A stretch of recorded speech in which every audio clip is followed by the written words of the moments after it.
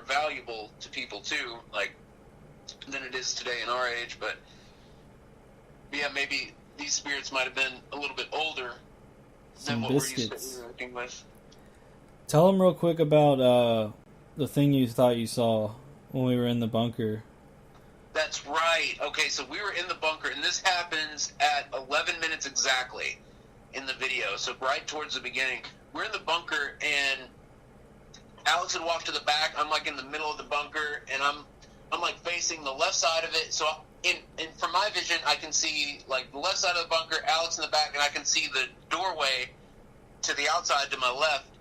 And this big, huge black thing comes like barreling past the doorway, like by where my car's parked, and it went like behind my car and past the doorway, and it went super fast, and it had to be like 7-8 feet tall, like it was off the ground, and it was just this big black thing, and it just like zoomed past, and it was like, it wasn't like one solid mass, it was like it had like limbs or something. And so I freaked out for a while, and later, much later, we see this big black bird at the end of the path, and it almost looked like that bird, but the thing I saw was way bigger. It was way bigger. But it makes me like, I don't know, I've been predicting this, been saying that as the years progress, spirits are going to start being able to show themselves fully. Yeah. Like in our world, and I think this is the start of it, dude, because you saw a bunch of stuff too. You saw stuff with your own eyes. Definitely. Pretty much at every place, saw at least a light anomaly with my own eyes, and then like the shadow figure, which was super clear and just super dense shadow, man. And then of course Thornhaven, but we'll try to get into all that. we'll see. Let me just go ahead and say this. So for the bunkers, the name of the video is Live Ghost Hunt at Creepy Abandoned Bunkers, parentheses scary. And that's on the Epic Paranormal TV. The one we did after that, though, was the Low Hotel in Point Pleasant. Yeah. And we got some of our best evidence at this hotel, investigating this hotel. We really did. It was just, I remember I took a shower and I came out and you had the purple light going, and like the whole mood in the room was just like set. It was like perfect. It was like time to communicate, and then like it was lit. Yeah. From what it seemed like, they just started coming in like tons of different spirits. Dude, at the end, yeah. So at the very beginning, I started using the SLS camera, and it started mapping a figure in front of Alex, and the figure was sticking its butt in Alex's face. And we have this on camera, and it's and you can see the live chat replay too. You can see all the people that were there when it was live, and everyone is just like rolling on the floor laughing. It's so funny. So Alex walks away from the map, and it starts like deforming. The spirit starts deforming on the camera, and then it kind of forms back up. And then I ask Spirit, if you're really over there, can you touch the REM pod? And the REM pod goes off right then and there, confirming that the SLS map is actually mapping a spiritual energy, and the spiritual energy can hear us, and it was able to set off the REM pod when we asked it to. Yeah, and then we were asking it if it wanted a cigarette, and it started going off again. Yep. Which that is... Man, the cigarette, that's important. Remember that. Yeah, remember the cigarette for later, because toward the end of this specific location, there was also that room down the hall that felt weird. Yep. We did some stuff in there, but then that night in our room, we put one REM pod up in front of the door, like just in front of the wooden door, and it kept going off every like few minutes. It would go off a lot.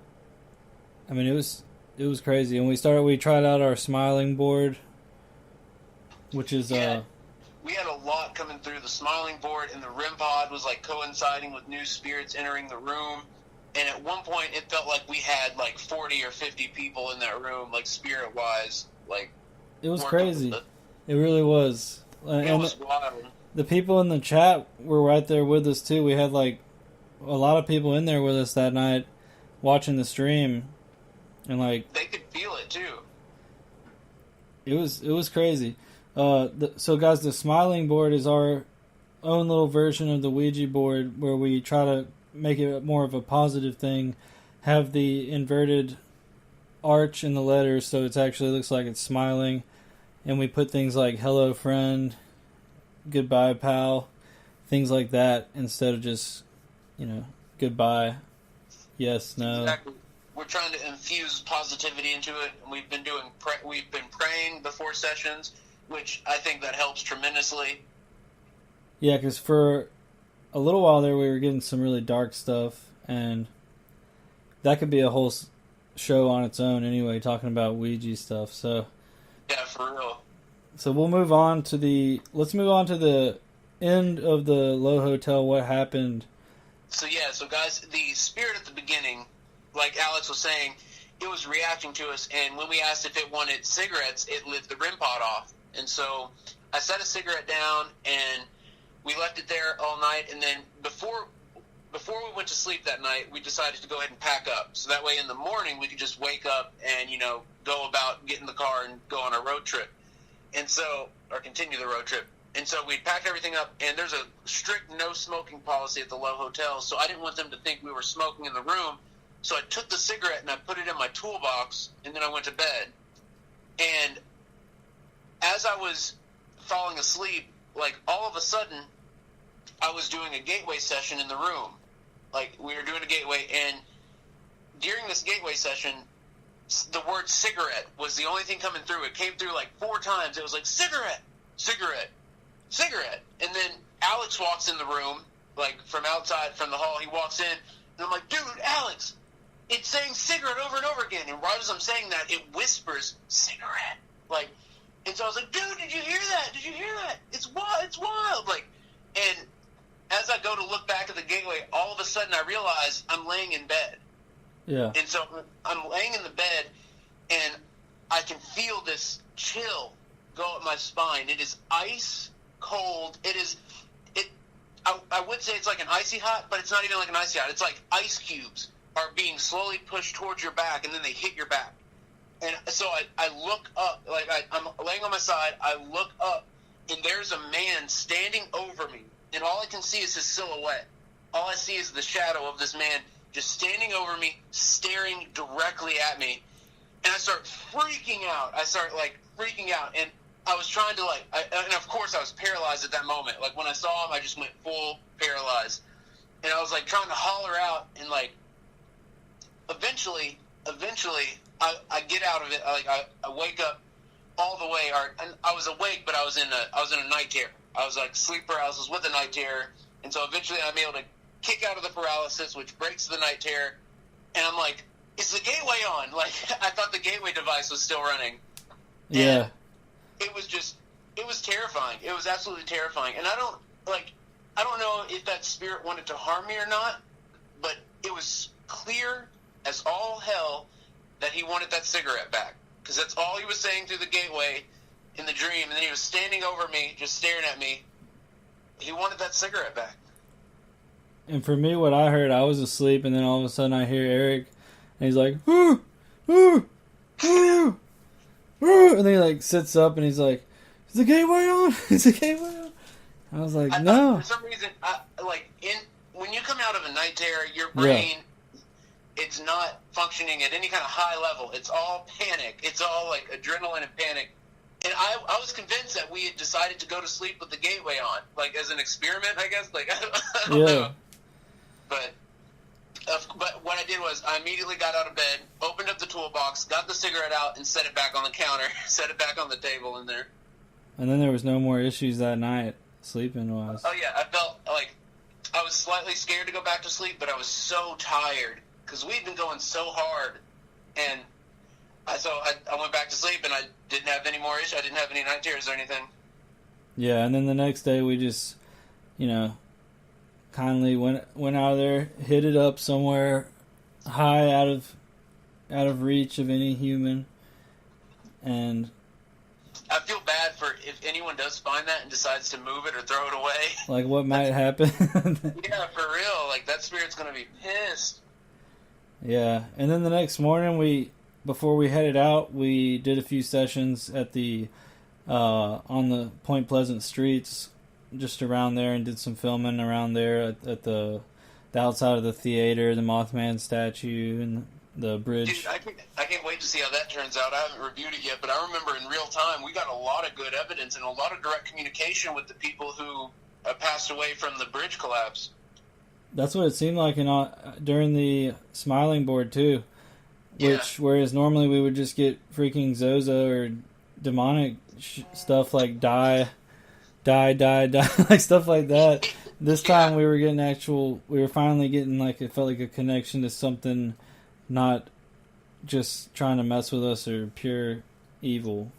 Yeah, it felt like we had legit communication going with like spirits that used to be human instead of some like entity trying to mess with us. It felt like real human spirit interaction. And remember how they were using like certain letters from words, like we would put, I'm trying to think of one of the examples. Well, they used hi, H-I, and they used no, N-O, on the board. Yeah. And like the letters next to each other. The letters next to each other, yeah. They used those. Yeah. So it was wild. So from there we headed back to your house to re-up on just like some rest. Yeah, it was actually nice having breaks, and I normally have a 4-person limit, because if I do 5 or more, it completely zaps me, and it makes, even sometimes when I do 4, just 4 call-outs to 4 individuals on the other side, 4 is the max I can handle without just being obliterated afterwards. But we ended up doing like 5 or 6 that night, and we were both obliterated. There's a certain amount, I don't know if it's different for each person or if there's a certain amount of spiritual life force it takes, but whenever I do more than 4, I literally cannot stay awake afterwards. And usually I have like a research stream to do. Normally I have like a Patreon stream to do after the streams, where we call it, to loved ones, and I'm just like so tired on those, and then after that one's over, I fall asleep. No matter where I'm at, I could be standing up, I could be sitting in my chair, just anywhere, I'll fall asleep. And that's how intense of a spiritual energy drain it is when you're actually putting energy into the other side and helping others come through. Like, I guarantee you there will eventually be a way to quantify the amount of energy it takes, like for us to reach loved ones on the other side and for them to come through.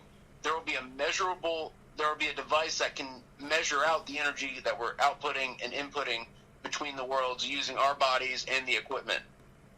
And the drain is real. Like, very. Even after like a 15-minute session, I'll feel it. And I think it is really when you like try to tap into that you're actually communicating, that it becomes the most draining. Like when you're really focused on it. Yeah, exactly. And if it's a really intense spirit too, or if it's a spirit that needs your energy to talk. Well, yeah, because even as we saw at Thornhaven, getting left feeling like we were on drugs, even like. It'll do the spirit, depending on what entity it is or what type of spirit it is. It'll do some weird things to your psyche, especially like we did 10 locations in 7 days, and we had prolonged exposure to the spirit world and to spirit contact. So yeah, I think we were feeling some of the extreme effects of that by the 7th day. We were feeling, and that location specifically, Thornhaven Manor, it is wide open to the spiritual energies because of the water, because of the running wells, because of the limestone, because of the ley lines, like because of the way it's built facing west. Like there's just so much that has opened it up to the spirit world, knowingly or unknowingly. But hey, we can't skip over Revenant Acres though. That's the next. So yeah, we got 3 more locations to go over. Yeah, we can knock them out real quick. We still got 28 minutes if we do an hour and a half. Yeah, we can knock them out. I mean, we have to, because the grand finale is just like crazy. But this next location is like the setup for the grand finale. Yeah. So Revenant Acres is the next place we go. It's a road trip, so we leave from my house again, and we get to Revenant Acres, and the introduction we're given to the property is just